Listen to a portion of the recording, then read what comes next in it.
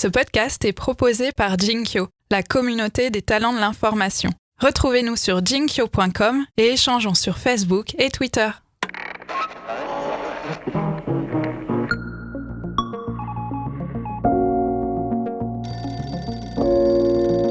Cette image, celle que peut-être vous avez vue, où on voit au coin de la rue Sainte-Catherine, donc à Bordeaux, des policiers de la BAC tirer au LBD, lancer des grenades dans la direction de ce gilet jaune, et ce gilet jaune être effondré par terre en sang.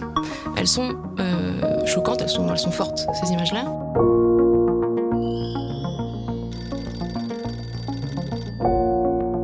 Bonjour à tous, bonjour Jean-Baptiste.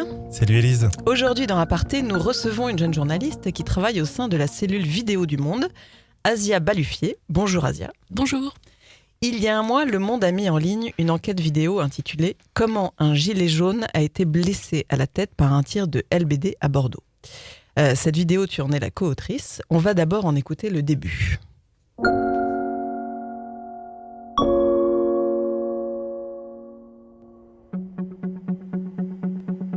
Il est vers 16h30, 16h35 on va dire. La manifestation passe dans la rue comme tous les samedis, qui était assez calme, une manifestation classique on va dire.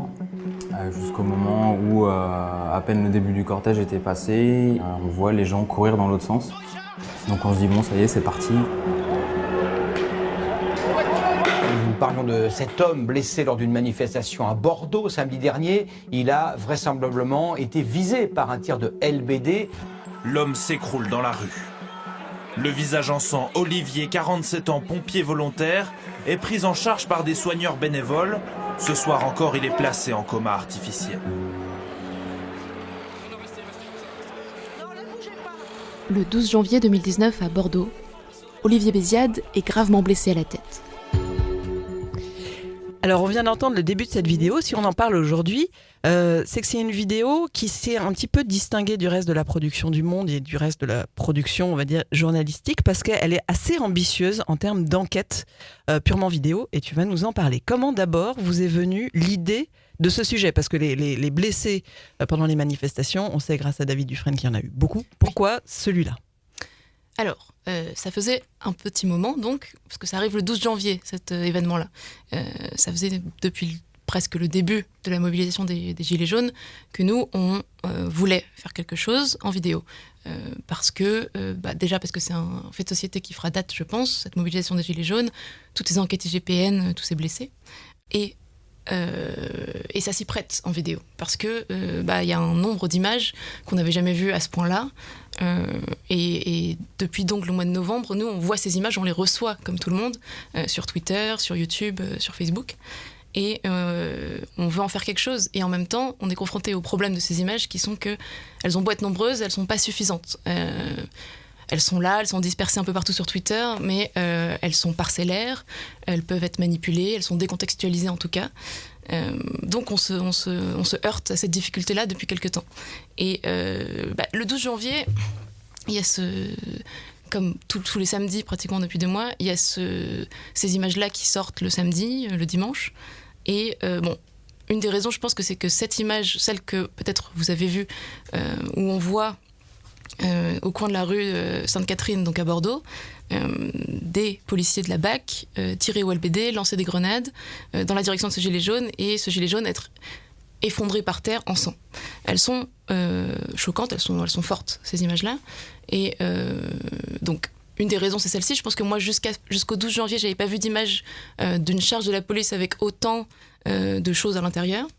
La deuxième raison, c'est qu'assez vite, on s'est rendu compte qu'il y avait un second angle de caméra qui filmait cette scène depuis un autre angle de vue, donc, ce qui nous semblait être une des réponses à cet aspect parcellaire de ces images-là.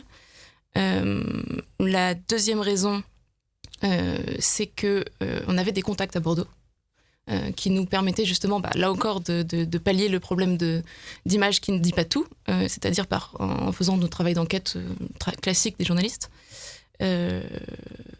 Donc, à ce moment-là, c'est 2 mois après, on commence à se dire, là, cette affaire-là, elle nous semble enquêtable plus que les autres. Et donc, je pense que c'est pour ça qu'on s'est lancé sur celle-ci. Donc, vous décidez de faire une enquête en vidéo. À quel moment vous vous dites, c'est une enquête en gros 15 minutes en vidéo et pas 3-4 minutes. On s'est jamais trop dit ça, on s'est pas dit on va faire tant de minutes. Et très rapidement, on s'est rendu compte qu'il fallait ce temps-là pour poser le contexte, parce que justement, c'est vraiment raconter le contexte de la manifestation, dire comment le cortège est arrivé à cet endroit-là, pourquoi il y a eu des lacrymos, pourquoi il y a cette charge qui est lancée. Ça nous permet ensuite de comprendre pourquoi peut-être cette charge elle est abusive et pourquoi peut-être cette attaque contre Olivier Béziade elle n'avait pas lieu d'être. Sinon, on peut pas dire ça en fait. On sait pas ce qui s'est passé. Il y a beaucoup d'indignation sur Twitter tous les week-ends de dire on n'a pas à faire ci, on n'a pas à faire ça. Il n'avait pas à utiliser son arme, ce policier-là. On ne sait pas ce qui s'est passé avant. Donc nous, ce qu'on voulait, c'était pouvoir raconter ce qui s'est passé avant. Et ça prend du temps d'enquête et du temps en vidéo ensuite pour le raconter. Oui, mais c'est pas un format habituel au monde. C'était l'enquête. De 15 minutes en vidéo. Oui, c'est plutôt effectivement dans la moyenne haute. Après, ça fait quand même un petit moment qu'on commence à entrer dans ces tranches-là de durée. Je dirais que là, les vidéos qu'on sort actuellement, elles font à peu près toutes environ 8 minutes au moins, entre 6, 8, 10 minutes. Et de plus en plus, on tire vers le long sur la chaîne du Monde, donc de toute façon. Ce qui est particulier aussi, c'est le temps d'enquête, puisque là, tu nous parles du 12 janvier et que vous avez sorti cette vidéo à la mi-octobre. Oui, tout à fait. Alors, ça fait donc 9 mois, si je ne me trompe pas. On n'a pas passé 9 mois à temps plein, tous les deux, Antoine et moi, sur cette vidéo. Ça a été très, là encore, parcellaire et morcelé comme travail. On m'a beaucoup demandé d'estimer le temps que ça nous a pris. C'est compliqué, mais en gros, si je devais faire un découpage étape par étape, donc le 12 janvier, immédiatement, on s'intéresse à cette affaire-là. Je pense qu'on passe environ 2 semaines à enquêter depuis Paris, à passer des coups de fil, à trouver des témoins de cette scène, des gens qui peuvent nous raconter le reste de la manifestation aussi, à chercher des images, à les sourcer, à trouver qui sont les auteurs, rencontrer ces auteurs, en tout cas leur parler pour qu'ils nous racontent dans quel contexte ils ont pris ces images, etc. Et aussi ensuite faire tout un travail de fond, c'est-à-dire qu'on n'est pas spécialiste, Antoine et moi, de police-justice, et donc il y a tout un travail sur les textes réglementaires.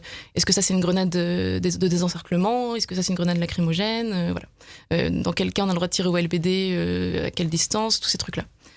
Donc ça nous a pris, je dirais, 2 semaines. Ensuite, on est allé sur place, donc. On a rencontré Olivier Béziade à cette occasion-là. On a rencontré plein de gens qui ont été à cette manifestation. Et ça, on est resté 2 jours sur place. On a aussi fait une enquête de voisinage. Je pense qu'on a parlé à tous les commerçants de la rue de la Maison Dorade et de la rue de la rue Sainte-Catherine à cet endroit-là. Et je pense qu'on a interrogé une 20aine de personnes pendant ces 2 jours-là. Certains filmés, d'autres non. Et après ça, donc on est revenu avec une vision déjà beaucoup plus précise de ce qui s'était passé, même si c'était pas encore définitif.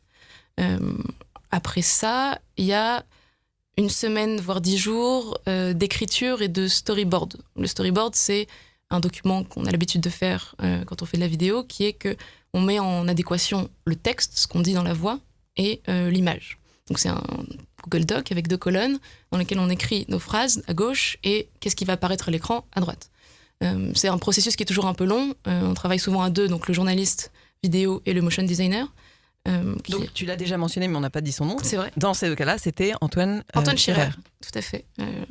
Motion designer au Monde, qui a été avec moi sur cette affaire-là, co-enquêteur également. Et je dirais que là, le storyboard a été plus compliqué que prévu, plus difficile à faire que d'habitude sur les vidéos classiques pédagogiques qu'on fait au Monde. Parce qu'il y avait un enjeu de raconter, d'ancrer les choses vraiment dans la temporalité et dans l'espace. On ne pouvait pas se contenter de raconter et il y a toujours un petit peu en gros, le texte a toujours un peu la priorité par rapport à l'image parce qu'on raconte d'abord et on met en adéquation l'image. Là, encore plus que d'habitude, il fallait que l'image, on ne pouvait pas se permettre d'être flou, quoi. Il ne pouvait pas y avoir une ellipse temporelle sans qu'on dise exactement à quel moment on était, à quel endroit on était. Donc il y a cette fameuse timeline, cette fameuse frise chronologique qui nous permet d'avancer, de reculer, de dire exactement où on est et quand on est dans la charge, dans la manifestation. Ce qui fait que le storyboard était un peu un casse-tête. C'est un millefeuille de play, pause, avance rapide, recul, ralenti, etc. Donc ça nous a pris un certain temps. C'était un apprentissage pour nous 2, je pense, à ce moment-là. Mais on a réussi. Et après ça, les choses étaient vraiment lancées. On avait vraiment, en gros, la structure, l'architecture de la vidéo et à quoi elle allait ressembler. Donc là, j'en suis déjà à 1 mois de boulot, je pense. Et après ça, on a la réalisation de la vidéo. Et donc là, c'est vraiment là que ça commence à être encore plus morcelé, où on a fait plein de choses entre-temps.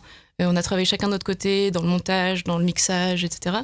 Ce que je sais, après avoir regardé mes notes, c'est que fin mars, on avait une vidéo qui était en gros 75% de la vidéo aboutie que vous avez vue en octobre. Donc on avait en fait, la plupart du travail avait été fait au début du printemps. C'est simplement qu'on n'avait pas toutes les infos définitives pour pouvoir sortir la vidéo. Et ça, on l'a eu donc que plus tard. Et c'est pour ça que la vidéo est sortie en octobre. Est-ce qu'à un moment, vous vous êtes posé la question, on va dire vulgairement, pour rentabiliser aussi cet énorme travail d'enquête, d'en faire aussi un papier, une version écrite ? Oui, c'est un projet. Pour l'instant, c'est pas encore fait. On va essayer de le faire. Mais on s'est posé la question. Simplement, là, on trouvait que le produit vidéo était... Enfin, on l'avait créé pour ça. Donc, en fait, la vidéo se tient en elle-même. Elle n'a pas besoin de papier pour la soutenir du tout. Donc, l'idée, c'était plutôt de faire un papier en plus. Peut-être pas, pourquoi pas pour le journal, pour le print. Mais il faut qu'on réfléchisse à comment on fait. Après, pour le web, ça voudrait dire intégrer des extraits vidéo dans l'article. Finalement, ça perd un peu de son sens. Donc voilà, tout ça, c'est en réflexion. On n'est pas encore sûr de comment on va le faire, mais on aimerait faire un papier pour l'accompagner. Un petit mot sur les sources. Dans la vidéo, tu parles d'une centaine de documents. Est-ce que tu pourrais nous dire exactement quel type de sources tu as utilisé et comment tu as procédé à la fois pour les trouver, les vérifier et ensuite les analyser? Oui, c'est principalement des images quand on parle de documents, là, en l'occurrence. Il y a beaucoup de photos, parce qu'il y a beaucoup... La chance qu'on a, c'est qu'il y a énormément de reporters lors de ces manifestations, des gens qui filment. En l'occurrence, il y a 2 sources principales d'images, donc c'est les 2 angles de vidéo qui permettent de filmer, de montrer la charge dont je vous parlais tout à l'heure. Un angle qui est filmé par Robert Roussel, qui est un reporter à la retraite, qui habite près de Bordeaux et qui, toutes les semaines, depuis le début de la mobilisation des Gilets jaunes, va couvrir la manifestation. Et l'autre angle, c'est Stéphanie Roy, qui est une reporter indépendante, qui, elle, n'est pas basée à Bordeaux du tout, mais qui, pendant la mobilisation des Gilets jaunes, va d'une manifestation à l'autre, en a filmé énormément. Et sans ça, c'était difficile de pouvoir raconter cette histoire. Donc, Robert Roussel, tu l'as rencontré comment ? Alors, Robert Roussel, on a d'abord, comme tout le monde, vu l'image qu'il a filmée sur Internet. On s'est dit, d'où viennent ces images ? On a cherché un tout petit peu, et il se trouve qu'en fait, c'est France 3 Aquitaine qui l'a publié en premier sur sa page YouTube, sûrement dans son journal télévisé aussi. Et tout simplement, dans la description de la vidéo, il y avait marqué « Image amateur Robert Roussel ». Donc on a cherché qui était Robert Roussel, et on l'a retrouvé, on l'a eu au téléphone, et il nous a dit « Ah mais bien sûr, il n'y a pas de souci, c'est moi qui ai fait ces images ». Il se trouve qu'il y en a plus que ce que j'ai donné à France 3, donc tout de suite ça nous a intéressés. Et notamment, il y a une séquence très importante qui est la séquence qui précède la charge, qui nous permet de montrer, ou en tout cas de voir ce qui se passe, de voir qu'on voit Olivier Béziat qui à ce moment-là n'a pas une attitude menaçante, et de voir quelle est l'ambiance dans la rue, qu'il y a un jet de projectiles, quelques insultes, mais rien de plus que ça. Et ça, c'est encore une fois important de raconter ce contexte-là avant la charge. Donc ce que tu dis, c'est qu'il y avait des images finalement professionnelles, et donc j'imagine aussi des images amateurs que tu as trouvées sur les réseaux sociaux. Oui, beaucoup de gens filment avec leur téléphone aussi. C'est souvent quand même des photographes amateurs, en fait, des gens qui ont des appareils professionnels ou semi-professionnels qu'on a rencontrés et qui prennent énormément de photos et qui n'en font pas, enfin qui les publient pas dans les médias.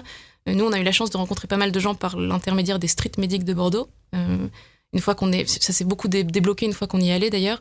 On les a rencontrés, et là, une fois qu'on a rencontré 1, 2, 3 personnes, ah mais vous devriez parler à lui, à truc. Ils ont plein d'images et ils seront ravis de vous les montrer. Alors justement, on va écouter Antoine Schirer, parce qu'il n'est pas parmi nous, puisqu'il est en ce moment, au moment où nous enregistrons, en Ouganda. Mais comme tu nous as souligné que vous étiez vraiment 2 à avoir réalisé ce travail, on a souhaité lui donner la parole, et il a eu la gentillesse d'enregistrer les réponses à nos questions. On l'écoute.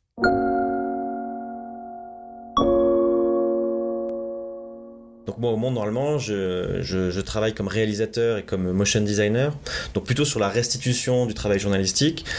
Là, ça a été un peu différent, c'est-à-dire que je me suis aussi occupé, j'ai travaillé aussi lors des phases d'enquête, c'est-à-dire que on a récupéré assez vite beaucoup de vidéos, de photos, et donc ça a été l'une de mes tâches de prendre toutes ces images et de les analyser, c'est-à-dire les prendre déjà, voir quelles informations on pouvait apprendre en les regardant, et aussi surtout de les remettre en contexte, c'est-à-dire essayer de savoir où elles ont été prises, à quel moment elles ont été prises, et ça passe par tout un boulot de synchronisation, d'aller analyser les métadonnées des photos et des vidéos, c'est-à-dire chaque caméra enregistre normalement l'heure où ça a été pris, si ça a été configuré. Si ça n'a pas été le cas, il faut essayer d'utiliser d'autres méthodes, c'est-à-dire de regarder est-ce que dans le cadre de cette photo ou de cette vidéo, on arrive à trouver un élément ou un geste d'un manifestant que l'on voit aussi sur un autre angle de vue.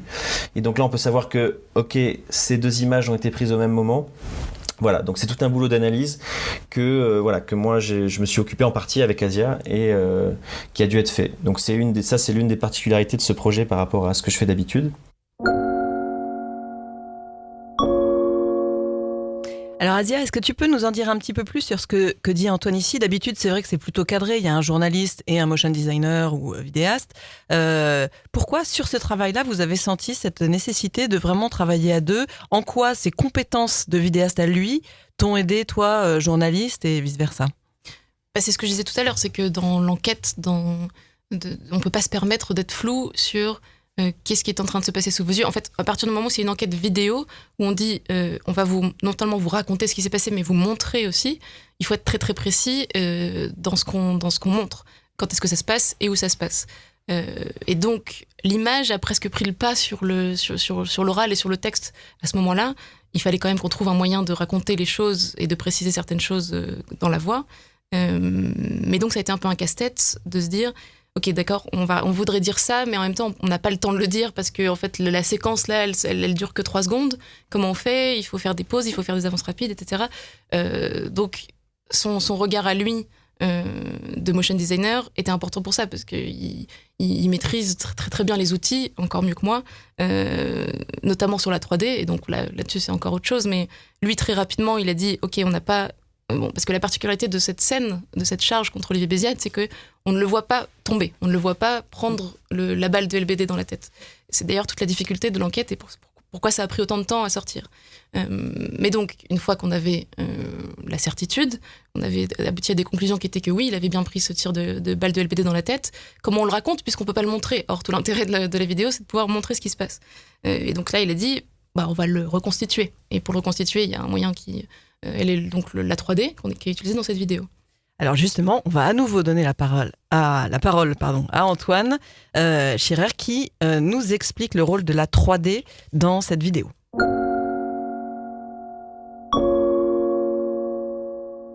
Une autre particularité de ce projet pour moi, ça a été donc l'utilisation de la 3D. Et la 3D pour nous dans ce projet, au-delà de l'effet un peu spectaculaire que ça peut avoir, notre but, nous, d'utiliser cette technologie, c'était vraiment pour essayer d'amener de la clarté, en fait. Lors de toutes ces manifestations des Gilets jaunes et lors de tous ces possibles cas de violences policières, donc on a vu passer énormément de vidéos, énormément d'informations diffusées sur les réseaux. Et le problème, c'est que toutes ces informations, ça produit pas forcément de la clarté. Et donc on a vraiment essayé d'utiliser la 3D pour ça, essayer de remettre en contexte les choses, mettre en récit toutes ces images filmées dans le feu de l'action, le fait de situer dans l'espace, ancrer les choses dans l'espace, les situer aussi dans le temps avec l'utilisation de notre timeline, ce qu'on nous a appelé une timeline, qui est en fait une sorte de frise chronologique des événements, de cette demi-heure là d'événements qui se sont produits à Bordeaux. Alors l'une des séquences par exemple où on a utilisé la 3D, c'est quelques dizaines de secondes avant le début de la charge de la police qui aboutira à la blessure d'Olivier Béziat. Cette séquence, on est au cœur du cortège et sur quelques images, on aperçoit la victime Olivier Béziat. Il se trouve qu'au même moment, une autre journaliste, Stéphanie Roy, est en train de filmer de l'autre côté de la place, et ce coup-ci plutôt côté force de l'ordre. Et donc voilà, donc on a ces deux points de vue. Et donc là, par exemple, on a utilisé la 3D pour, en quelque sorte, relier les deux séquences vidéo filmées par ces deux journalistes, et aussi pour les localiser. C'est-à-dire que, ça nous permet en quelque sorte d'ancrer ces images dans l'espace, et on espère de restituer de façon la plus claire possible ce qu'il s'est passé et ce qui a conduit à cette charge de police qui aboutit sur la blessure d'Olivier Béziat. Pour réaliser ces séquences, j'ai utilisé des logiciels d'animation tout à fait courants, c'est-à-dire After Effects, qui est le logiciel sans doute le plus utilisé pour produire des animations, du motion design, et un logiciel de 3D qui s'appelle Cinema 4D, qui est lui aussi un logiciel assez répandu. Toi, Asia, c'était la première fois que tu travaillais avec la 3D ? Oui, je crois. Oui. Après, c'est surtout Antoine qui a travaillé avec. Moi, je me suis contentée de dire qu'est-ce qui me semblait être important de représenter en 3D. Sur le Et plan. c'était assez évident, c'était ce qu'en fait on n'avait pas en image et ce qu'on pouvait pas montrer facilement différemment que par la 3D. Et c'est lui qui avait les mains dans le cambouis totalement pour la 3D.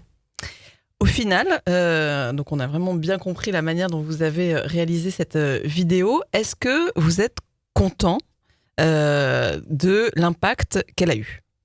Oui, on est très content. On pensait pas du tout que ça aurait un tel impact. Je pense que lui et moi, on s'est beaucoup dit ah oui, quand même, on a beaucoup de notifications sur nos téléphones, donc ça, on s'y attendait pas. Par ailleurs, en interne au Monde, ça, je pense, fait parler du pôle vidéo de manière différente. Et ça, c'est une bonne chose. Aussi bien la direction que les services enquête, que tous les journalistes du Monde nous ont félicités. Et non seulement ça nous fait plaisir, mais ça nous donne envie et aussi de la confiance pour en faire d'autres. Vous n'avez pas du tout travaillé avec les autres journalistes, enfin avec les journalistes des autres services ? On a eu des contacts récurrents avec des journalistes des autres services qui travaillaient, qui enquêtaient aussi, qui travaillaient sur des thématiques semblables, qui avaient des contacts qui pouvaient nous intéresser. Donc si. Mais ils ont pas enquêté avec nous sur cette affaire-là. En termes de chiffres, vous êtes arrivé à combien justement ? J'ai regardé, on est donc à 430 000 vues. Donc un mois après la diffusion. Oui, enfin, c'est ça. Quand on Diffusera, ça fera un mois. Et ça, 400 000, c'est beaucoup plus que d'habitude. C'est très bien. Oui, c'est plus que ce qu'on fait d'habitude. En moyenne, on est autour de 100 000 en général. Sur YouTube, c'est que 140 et quelques, parce qu'en fait, il y a eu beaucoup de vues sur le site lui-même, le site du Monde. Oui, c'est ça. Et ça, c'est particulier aussi. Oui, d'habitude, on fait la plupart de nos vues sur YouTube. Et le site apporte une partie des vues restantes, environ 20%. Et là, c'est l'inverse. Je dirais pas tout à fait l'inverse, mais c'est une grosse majorité sur le site et donc une partie sur YouTube. Et comment tu l'expliques ? Eh ben, il y a eu beaucoup de communication faite autour de cette vidéo. Il y a déjà eu une notification push faite sur les téléphones des gens. Ça a été en une assez longtemps sur le site du Monde, ce qui n'arrive pas très souvent aux vidéos sur lemonde.fr. Et par ailleurs, il y a eu David Dufresne qui a tweeté la vidéo et il a tweeté le lien sur le site. Sur Twitter, la plupart du temps, quand c'était partagé, c'était le lien du site. Donc, je pense que ça vient de là. Et ça, c'est un élément important pour le Monde, justement, de faire des vues de vidéos en interne. Je sais pas comment on appelle ça. Sur le site ? Oui, c'est forcément mieux de passer par le site que par YouTube, pour plein de raisons que vous connaissez mieux que moi, qui sont la plateformisation, etc. C'est mieux d'avoir du trafic sur son propre site quand on est Le Monde que de l'avoir ailleurs, même si c'est l'image du Monde, quoi qu'il arrive.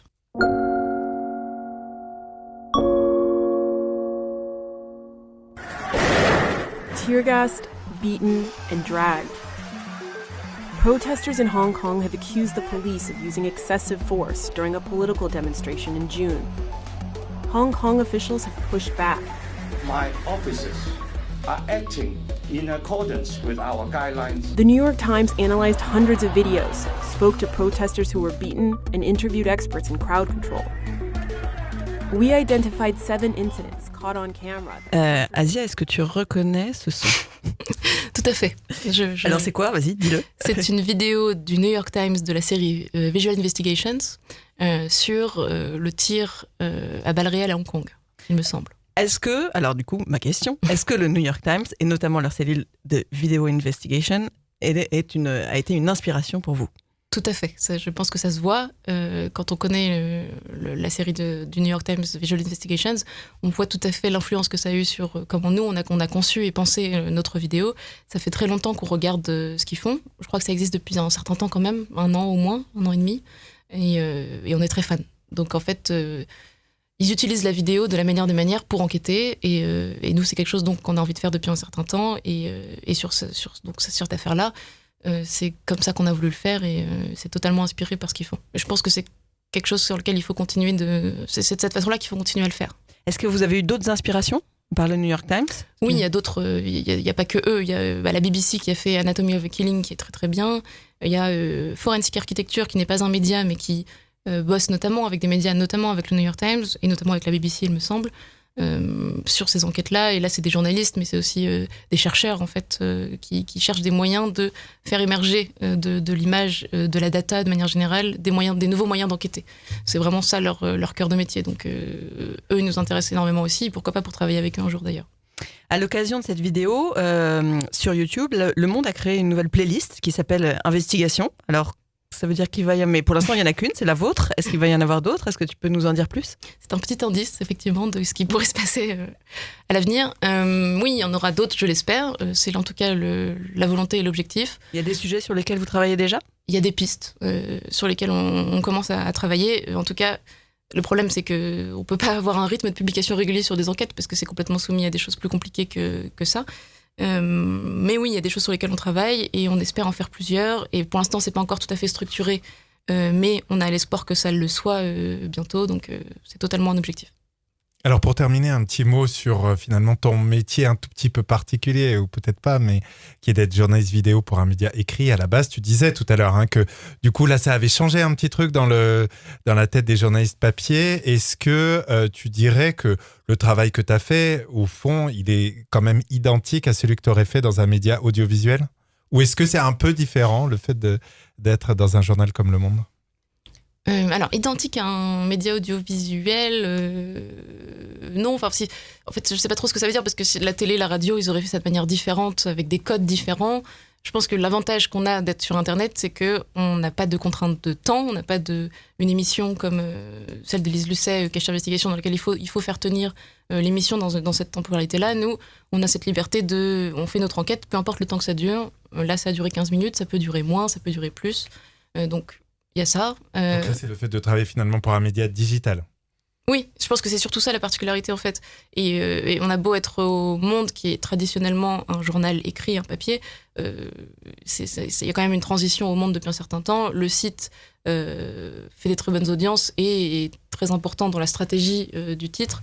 Et la vidéo est en train de le devenir aussi. Et on le sent bien, mais même avant cette enquête-là, il y a une vraie volonté au Monde de faire de la vidéo un média d'avenir. Et alors, est-ce que tu aurais un conseil pour d'autres jeunes journalistes qui auraient envie de faire des enquêtes en vidéo pour un média digital ? C'est quoi aujourd'hui les meilleures pistes ? Déjà, faites-le, c'est très bien. Et les conseils que je peux leur donner, de regarder ce qui se fait, pas seulement en France, mais aussi à l'étranger, et donc souvent aux États-Unis, enfin dans les médias anglo-saxons de manière générale, mais de s'en inspirer, de regarder pas que ce que font les médias non plus. Je pense que sur YouTube, nous, en tant que journalistes vidéo au Monde qui faisons des vidéos d'explication, on s'en inspire beaucoup. Il y a beaucoup de YouTubeurs qui sont très bons, qui font du très bon travail. Donc si ça intéresse... en tête ? De YouTubeurs, plein. Il y a, ça dépend parce qu'en fait c'est souvent sur des champs spécifiques. On cite souvent un peu toujours les mêmes. Mais sur la biologie, il y a Dirty Biology, Léo Grasset qui est très bien. Sur la physique, mais en fait il est physicien, mais il fait des choses beaucoup plus générales. Il y a Science étonnante, David Louapre qui est très bon. Enfin voilà, il y en a vraiment, vraiment beaucoup. Ça serait compliqué de citer tous ceux que j'aime bien. Et je pense qu'il faut, avant de pouvoir se lancer dedans, bien connaître tout ça, parce que c'est comme ça que c'est en regardant qu'on a des idées et qu'on comprend un petit peu comment on fait. Et donc on conseille à tout le monde de commencer par regarder ta vidéo. Merci Asia. Merci à vous. Merci à Antoine Scherer à distance d'avoir participé à ce podcast. On ne peut donc que vous conseiller, chères auditrices et auditeurs, de découvrir cette vidéo du Monde si ce n'est pas déjà fait. Vous trouverez tous les liens utiles en description et petit conseil aussi de lire l'interview que Charles-Henri Groult, le chef du service vidéo du Monde, a donné à Marianne Rigaud pour Samsa sur la fabrication de cette vidéo. Spécial merci à Marianne d'ailleurs qui nous a soufflé l'idée de t'inviter pour en parler. À la semaine prochaine. Salut Élise. Salut Jean-Baptiste. Salut Asia. Au revoir. Aparté est un podcast produit par Jinkyo. Il est animé par Élise Colette et Jean-Baptiste Diebold. Notre expert du son et de la réalisation, c'est Raphaël Belon. La communication et les réseaux sociaux d'Aparté sont animés par Laurie Lejeune. Le design graphique a été imaginé par Benjamin Leble et la musique composée par Boris Leble. Vous pouvez retrouver Aparté sur Instagram en 2 mots, comme en latin, A, plus loin, Parté. Plus loin, podcast. Comme en anglais. Non, comme en latin. Bon, bref, c'est un balado francophone @partez-podcast. Posez-nous vos questions, suggérez-nous de nouveaux invités, envoyez-nous des étoiles et des commentaires. Et si vous n'aimez pas Instagram, vous pouvez aussi nous contacter sur Twitter. Elisco, ELIZCO. XJBDX. Merci pour votre fidélité.